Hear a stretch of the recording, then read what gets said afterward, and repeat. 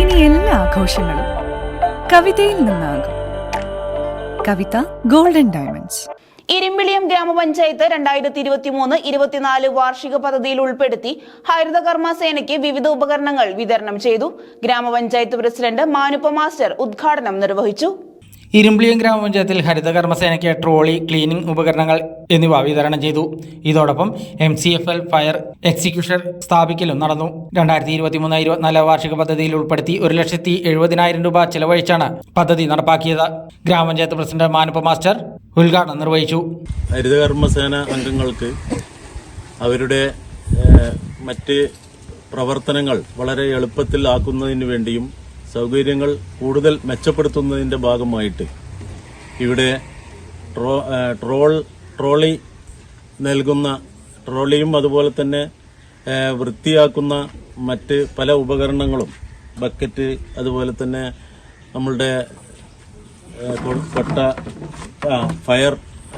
ഫയറുമായി ബന്ധപ്പെട്ട സാധനങ്ങൾ എല്ലാം ഇവിടെ ഇന്ന് നൽകുന്ന ഒരു ചടങ്ങാണ് ഇവിടെ ഉള്ളത്. നമ്മളുടെ ഇരുമ്പിളിയം പഞ്ചായത്തിൽ വളരെ നല്ല രീതിയിൽ ഹരിതകർമ്മസേനയുടെ പ്രവർത്തനം നടന്നു വരുന്ന ഒരു പഞ്ചായത്താണ് ഇരുമ്പിളിയം പഞ്ചായത്ത്. MCF നമ്മൾ ഉണ്ടാക്കിയിട്ടുണ്ടെങ്കിലും അത് പോരാത്തത് കൊണ്ടാണ് ഇവിടെ ഒരു വാടകയ്ക്ക് വലിയൊരു കെട്ടിടം നമ്മൾ എടുത്തിട്ടുള്ളത്. അതിൽ തന്നെ 35-ഓളം ഹരിതകർമ്മസേന ഇരുമ്പിളിയം പഞ്ചായത്തിൽ മൊത്തം ഈ പ്ലാസ്റ്റിക് ശേഖരിക്കുന്നുണ്ട്. അതുപോലെ തന്നെ റിജക്റ്റ് വേസ്റ്റുകളും ശേഖരിക്കുന്നുണ്ട്.